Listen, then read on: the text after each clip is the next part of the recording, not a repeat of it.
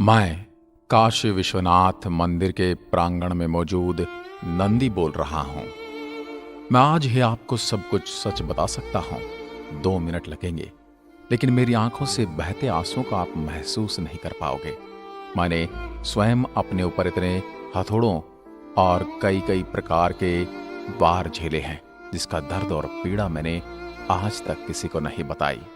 मैं कई सदियों से यहाँ बैठा हूँ। मुझे तो ये कहने में भी शर्म आती है कि मेरे चाहने वालों को ये तक नहीं पता कि मुझे स्थापित किसने और कब किया था। लेकिन मैं आपको कह दूं, मैं अनादिकाल से मेरे प्रभु को निहारते आया हूं। मुझे सदियों पूर्व से ही मेरी आंखों के सामने अंधकार छा गया था। इस अंधकारमयी पीड़ा को मेरे अलावा और कोई नहीं जान सकता। मैंने वो पीड़ा देखी है। मैंने वो पीड़ा सही है। जब पहली बार सन 1194 में मोहम्मद गोरी नामक एक लुटेरा और उसके साथ मौजूद मलेच्छ लुटेरे ने मेरे आराध्य का मंदिर क्षतिग्रस्त करके लूट लिया था। लेकिन कुछ समय बाद ही स्थानीय लोगों ने मिलकर मेरे प्रभु का मंदिर फिर से स्थापित कर दिया। मुझे आभास हुआ कि शायद अब मैं हमेशा फिर से अपने प्रभु को निहारता रहूंगा। लेकिन सन 1447 में मैंने फिर वही खूनी खेल देखा। जिस मंदिर में कभी दूध की नदियां बहा करती थी, वहां रक्त बहते हुए देखा। क्योंकि सन 1447 में जौनपुर के सुल्तान मोहम्मद शाह द्वारा तोड़ दिया गया था एक बार फिर से मेरा यह मंदिर, और मूर्ति पूजकों को मार दिया गया। अगर विश्व में कोई पीड़ितों का देश होगा तो सर्वप्रथम मेरे बारे में ही चर्चा होती है। जिस पीड़ा से मैं पीड़ित हूँ उसके बारे में आज तक कहीं कोई चर्चा मैंने नहीं सुनी। मैं यहीं वीरान भूमि पर बैठे बैठे सारे खूनी खेल को देखता रहा। फिर एक बार मैंने प्रसन्नता का आभास किया जब सन 1585 में राजा टोडरमल जी की सहायता से पंडित नारायण भट्ट जी द्वारा मेरे स्थान पर एक भव्य मंदिर का पुनर्निर्माण किया गया। टोडरमल जी ने मंदिर का पुनर्निर्माण सन 1585 में करवाया था। मैं प्रसन्नता के मारे नाचने लगा था, क्योंकि मैंने पुनः वही वैभव प्राप्त कर लिया था। लेकिन कुछ ही वर्षों में पुनः मेरी इस प्रसन्नता को किसी की नजर लग गई। अमेरिकी इतिहासकार ने अपनी किताब में लिखा था कि आक्रांताओं ने भारत में जो आक्रमण किए उसका वर्णन कभी किसी ने अच्छे से नहीं किया, वरना भारत में धार्मिक लोगों ने जो यातनाएं झेली हैं उसका वर्णन करना बड़ा ही मुश्किल हो जाता। एक बार फिर शाहजहां ने सन 1632 में अपना आदेश पारित किया कि मंदिर तोड़ दो, मूर्ति पूजकों का भंजन कर दो, मूर्तियों का विनाश कर दो। फिर क्या था, हजारों हिंदुओं का विनाश कर दिया गया। शाहजहां की सेना का हिंदुओं ने प्रबल विरोध किया। जिस काशी में भजन और कीर्तन होते थे वहां 1632 में खूनी खेल हो रहा था। मूर्ति पूजकों को मूर्ति पूजा का दंड दिया जा रहा था। जिन पंडितों के हाथों में वेद पुराण थे उनके हाथ में मैंने त्रिशूल देखे। भारी विरोध के कारण आक्रमणकारी मेन ग्रह को तो नहीं तोड़ पाए, लेकिन काशी में मौजूद अन्य 63 मंदिरों को तोड़ दिया गया। मूर्ति पूजकों को ऐसा दंड मैंने देते हुए कभी न सोचा था। शाहजहां की सेना तो चली गई, लेकिन पीछे जो नरसंहार और पीड़ा का दृश्य मैंने देखा वह आज भी मेरे हृदय को झकझोर देता है। जैसे तैसे कुछ वर्ष गुजरे और फिर एक अन्य हमलावर औरंगजेब ने 18 अप्रैल 1669 में आदेश पारित किया कि काशी विश्वनाथ का ज्ञानवापी मंदिर तोड़ दो, और फिर से मूर्ति पूजकों के ऊपर आक्रमण हुआ। इनकी राजा से कोई दुश्मनी नहीं थी, परंतु राजा को इनका मूर्ति पूजक होना ही इनका सबसे बड़ा अपराध लगता था। औरंगजेब के इस आदेश की प्रति को आज भी कोलकाता की लाइब्रेरी में सुरक्षित रखा हुआ है। 1669 के इस आक्रमण के बाद पूरी काशी में असंख्य मंदिरों को तोड़ा गया और ज्ञानवापी मंदिर के गर्भगृह का अनादर करके आक्रमणकारियों ने उनके पूजा स्थल बना दिए। हजारों हजार निरीह निर्दोष लोगों का भंजन किया गया। वो दृश्य और पीड़ा सहन करने के लिए मुझे अपनी आंखें बंद कर अंधकार में जीवन की ओर अग्रसर होना पड़ा। फिर 1669 की एक शाम आई। मेरे ही सामने एक प्रति आक्रमणकारियों द्वारा लिखी जा रही थी कि मंदिर तोड़ दिया गया है, मूर्तियों का अनादर किया जा चुका है। ये सूचना बादशाह औरंगजेब को दे दी गई, और इसी समय मेरे सामने ज्ञान पापी परिसर में मस्जिद का निर्माण किया गया। मेरा आराध्य प्रभु का अनादर किया गया। मैं उस हनुमान का आज भी इंतजार करता हूँ जिन्होंने अपने प्रभु को हर समय मुसीबतों में बचाया। मैं अपनी आंखों के सामने हमेशा से अपने प्रभु के दर्शन करता था, लेकिन अब मेरी आंखों के सामने क्या है वो प्रभु के भक्त सब जानते हैं। कौन कहता है कि सिर्फ प्रभु ही भक्तों को बचाते हैं?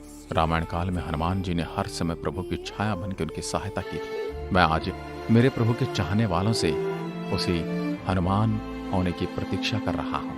मंदिर परिसर में मस्जिद बनाए जाने के 125 साल बाद तक कोई ज्ञानवापी परिसर में मंदिर नहीं था, और फिर समय आया 1735 का, और इंदौर की महारानी देवी अहिल्याबाई ने ज्ञानवापी परिसर के पास काशी विश्वनाथ मंदिर का निर्माण कराया।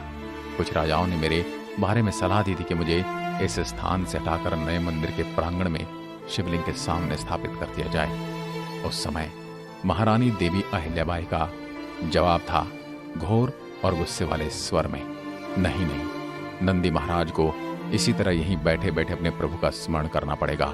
चाहे कितने ही वर्ष बीत जाएं, नंदी महाराज को अंत तक प्रतीक्षा करनी होगी। वाक्य आज भी मेरे कान में गूंजता है। कभी कभी मैं टूट जाता हूँ, दिल बैठ जाता है, आंखों से आंसुओं की बूंदें टपकने लगती हैं, परंतु मैं महारानी देवी अहिल्याबाई को वो वाक्य स्मरण कर लेता हूँ। उससे मुझे शक्ति मिलती है और मैं फिर प्रतीक्षा में लीन हो जाता हूँ। मेरे इस परिसर का ये विवाद पहली बार तब गरमाया जब मेरे हिंदू समाज के लोगों को लगा कि उनके साथ कुछ अन्याय हुआ है। तब उन्होंने इस गुम्बद रूपी इमारत को उन्हें सौंपने की पेशकश की। 30 दिसंबर 1810 को मेरे नजदीकी शहर बनारस के तत्कालीन जिलाधिकारी मिस्टर वॉटसन ने अपने परिषद के उपाध्यक्ष से एक पत्र लिखकर इस ज्ञानवापी परिसर को हमेशा के लिए हिंदू समाज को सौंपने की मांग की, लेकिन ये काम कभी पूरा न हो सका।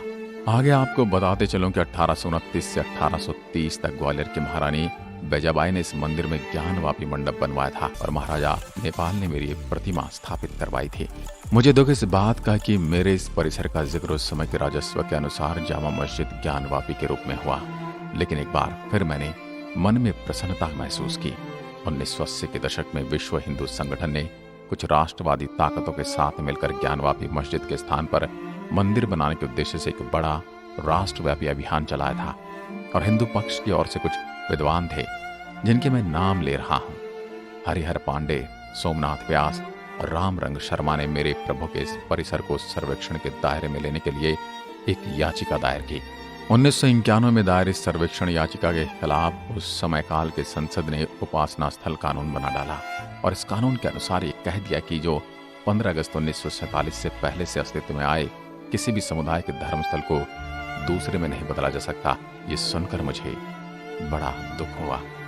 फिर क्या था, इस विवाद के चलते इलाहाबाद हाईकोर्ट ने स्टे लगाकर यथास्थिति रखने का आदेश दे दिया।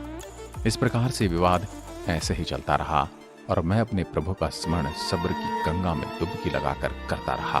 प्रतीक्षा करते करते समय आया, लेकिन 2021 का, जब आज की कुछ देवी शक्तियों ने संवैधानिक रूप से मेरे लिए न्यायालय में एक प्रार्थना पत्र भेंट किया और तत्कालीन मस्जिद परिसर में स्थित श्रृंगार गौरी की पूजा करने की आज्ञा मांगी और मेरे इस परिसर में वीडियोग्राफी द्वारा सर्वे करने की मांग की, और इन देवियों की इस मांग को आज के पुरातत्व विभाग द्वारा मंजूरी दे दी गई। अब तो मुझे बस उस दिन का इंतजार और उत्सुकता है, उस फैसले की कि यहाँ मेरे प्रभु का ही निवास था और रहेगा, और जब मैं मेरी संस्कृति के अनुसार पूजा पाठ करके चंदन का लेप लगाकर अपने आराध्य के दर्शन कर सकूंगा। आज मुझे मेरे प्रभु के दर्शन की आस बंधी है। आज फिर मेरा हिंदू जनमानस जागा है। आज मेरे साम्राज्य के अंतर्गत एक ऐसे सन्यासी राजा आया है जो मुझे और मेरे प्रभु के आवास को हमेशा के लिए बदल कर रख देगा। मुझे पूर्ण विश्वास है कि सन्यासी राजा मेरे और मेरे मंदिर का पूर्ण रूप से जीर्णोद्धार करेगा। जहां मेरे बाबा का विशाल मंदिर हुआ करता था, उस समय काल में यहाँ मेरे परिसर में कुछ विशेष समुदाय के क्रूर कई अत्याचार किए, कई मूर्तियों को खंडित कर दिया और यहाँ किसी मस्जिद का निर्माण कर दिया और मेरे प्रभु को सदा सदा के लिए कैद कर लिया। मैं काशी विश्वनाथ मंदिर के प्रांगण में मौजूद नंदी बोल रहा हूँ। आशा करता हूँ आप सभी को मेरा ये दर्द समझ में आया होगा और मुझे पूर्ण विश्वास है कि आप सभी को मेरे इस फैसले का बेसब्री से इंतजार है। आज की वीडियो में बस इतना ही। नमस्कार। हर हर महादेव।